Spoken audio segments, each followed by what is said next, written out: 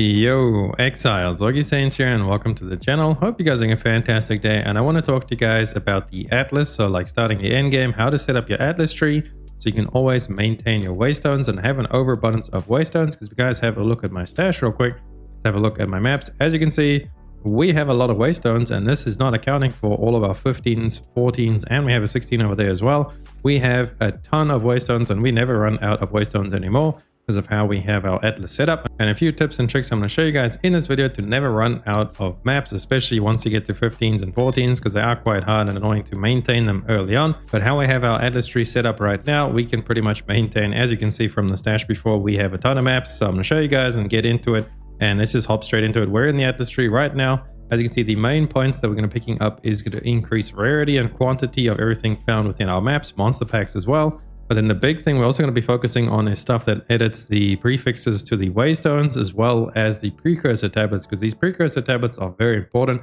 and you guys should always be setting up your map before you start mapping with these. And what I mean by that, let me show you guys a map device real quick. So we know about the lost towers, right? You go ahead, you claim a tower, you clean the tower out and you can put in one of the precursors. And then what the precursors do, I'll show you guys real quick. If we go to our maps, you get a whole bunch of different precursors. The most important ones for me are the irradiated ones. So you see this one over there is radiated and breach. Is what I usually like to do. Now you can actually craft on these. Make sure you're always making these blue as well as giving them 2 modifiers, because they can have up to 2 different modifiers. As you see there, we have 7% increased gold. We also have 12% increased essence. And now this is going to get, and it's also going to make 10 maps irradiated within range. I will be taking this one to my next tower that I'm about to go clear. I won't show you guys right now, but I'm going to clear that tower. I'm going to put it in there, and it's going to probably radiate a bunch of maps around here. And then maybe we'll go to that tower and we'll put in a breach one over there.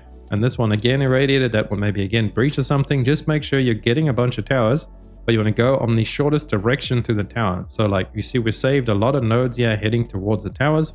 So pick this tower up, and then the shortest path to this tower is going to be through the boss. But when you get to bosses, you want to make sure on bosses, you're always using a 15 map, or if this map is irradiated, that then you can use a 14 on this boss to get guaranteed Waystones, because whenever you kill a boss, you always have a guaranteed 100% chance to get 1 Waystone of the same tier of the map, or maybe higher. I'm not sure about higher, but whenever I do these on 14s and 15s, I always get a 15 if the map is irradiated. Obviously, the maps can only drop up to level 15.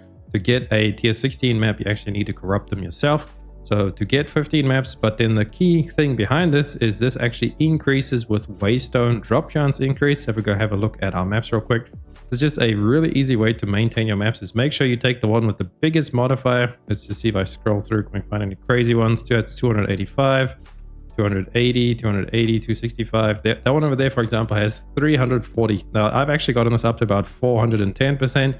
And then with our Atlas tree and everything modified, we almost got that up, I think, just over 500% Waystone increase. As you can see there, we have 340% Waystone drop chance increase. So what that basically means, if I take this level 15 map and I go kill a boss, any boss map, so it's going to be a 15 for this one. I'm going to have to take a 15 map since it's not irradiated yet.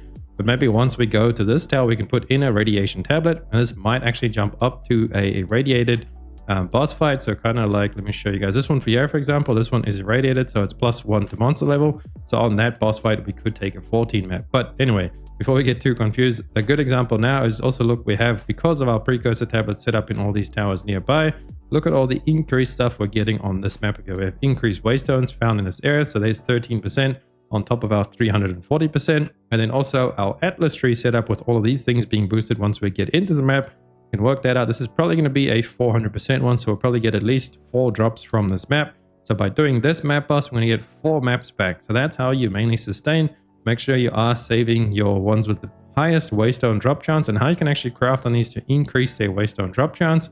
Just pick up any map. So you can pick up, like this one, for example, is a blue right there. We can't actually add any more blues because it's already blue. Or you could just take a white one and you could alchemy orb. It's going to give it 4 modifiers right away. But since this one is blue, this is what you're mostly doing. Regal Orb, you can see there's 230 already, big jump. You can put another Exalted on it. 230, it stayed the same. We go 230, it stayed the same. Okay, well, obviously I'm going to get unlucky now. 320. And you could take this a step further and you can Vala it. This could either go to a 14, a 16, or it could stay on a 15. We see we got it to a 15, but it is still a 320 on that one. So it's going to be at least 3 guaranteed Waystones. Depending on the map, it could be even higher. But as you can see there, every 100% is going to be a guaranteed of the same level Waystone that you actually do the So that is just the explanation of how to actually maintain your Waystones doing this. This is how I usually maintain them. So I run maps, and then when I'm running out or running low, just make sure you're always running the boss one with the highest Waystone drop chance modifiers you can. And then how we achieve that in our Atlas tree. Let's go ahead and I'll show you guys everything we picked up now in detail. So first of all, we're just picking up some pack size. We have pack size, rare monsters, because all of this is just going to increase your loot. We're coming over to the right for rarity increase in the maps, and then increased quantity of Waystones found in your maps. Obviously, this is going to all affect, you know, the Waystones that I was just telling you guys about on the boss to get that as high as possible. We have explicit modifiers on the Waystones over there, just going to make them even stronger, going to boost that even more. And then over here we have Lucky Pillage, increasing the quantity and rarity of items found in your map. That could also affect your Waystones, keep that in mind.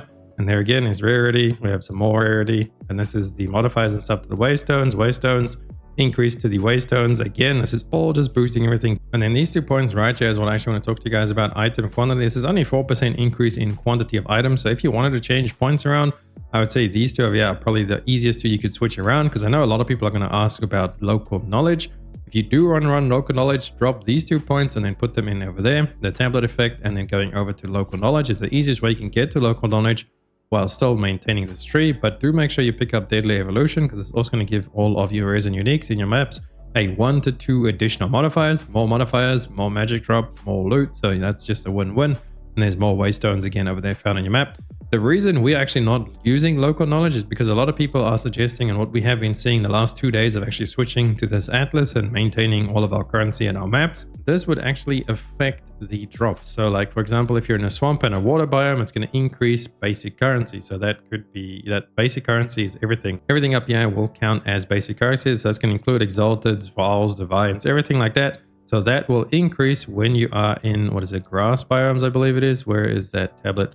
Water biome, sorry. So when you're in swamp and water biomes, it's going to increase that. But at the same time, it's going to decrease the rest of the other things, because, you know, that's going to take like a priority. So technically, if you have this on, you should really go spam out swamp and water biomes to try and get as much currency as you can with as much magic find as you can get on your gear, well, rare find, whatever it's called in this game. And then the same thing works for all the other places. Mountain biomes will increase gold drop. So gold actually takes, like, if a big pile of gold drops, you'll see makes like a little light beam sometimes, and that's actually replacing something that could have been another drop.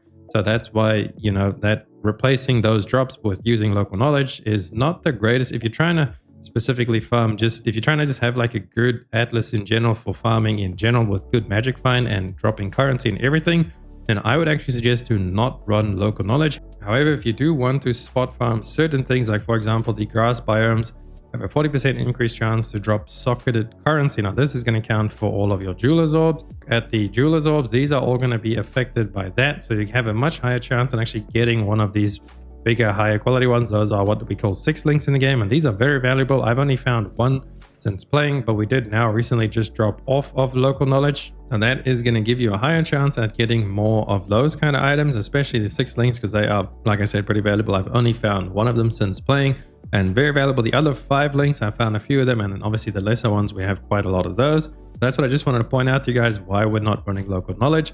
But like, if you're trying to spot farm specific things, then that could actually be good. And I have a link to share with you guys. I will leave this down below in the description.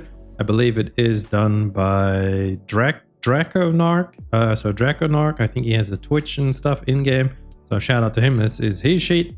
If we have a look over here at the map nodes and the biomes, you can see all different biomes for the different maps.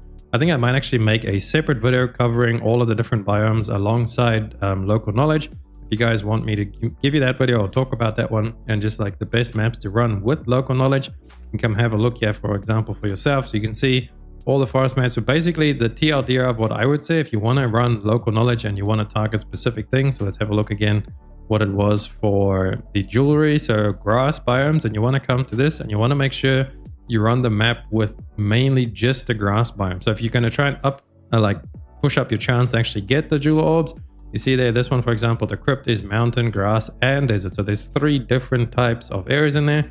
So the node is going to be affecting those all differently. But if you want to focus mainly just on getting the jewelry stuff, then you come over here to grass, because you can see that that is its sole biome is grass. Now the Gothic City, I believe, is mostly near citadels as well. So maybe that one's not as good, but the canal hideout is, oh, well, that's also a pretty hard one to find.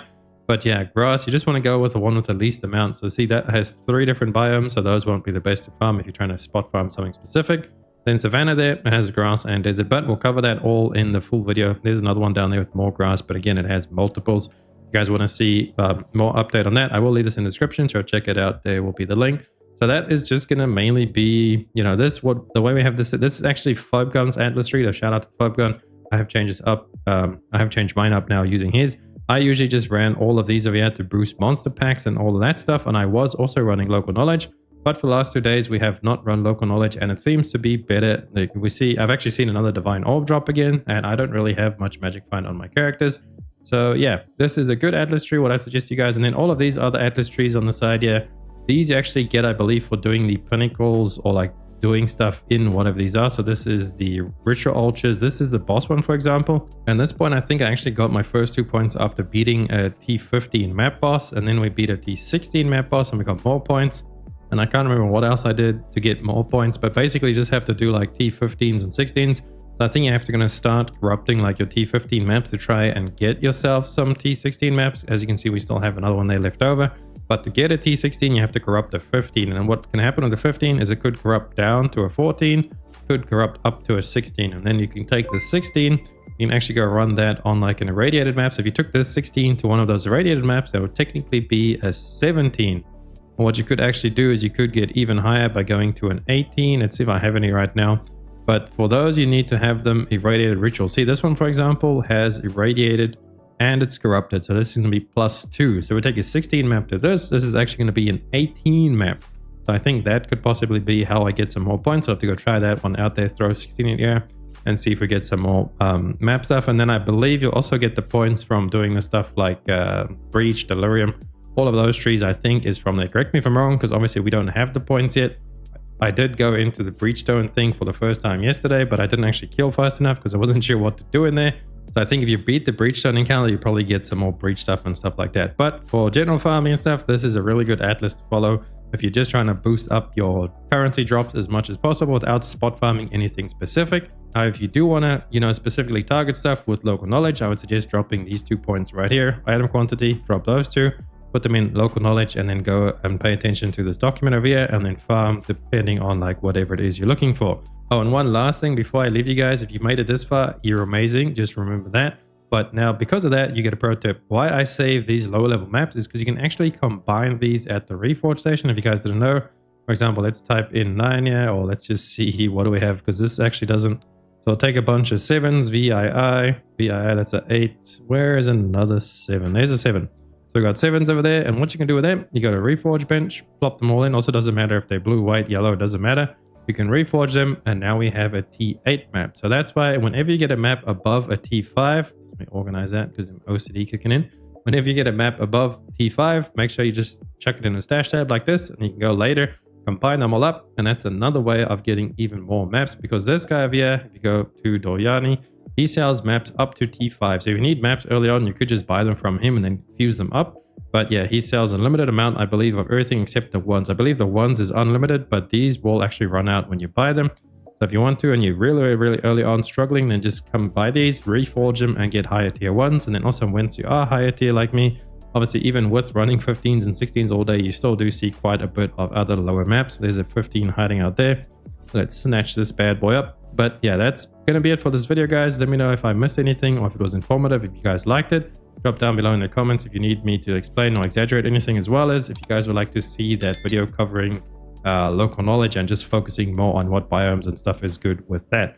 Thank you so much for watching. I will catch you beautiful people in the next video, as well as the live streams. Augiesaint now. Run free and dive into the sky. Hear the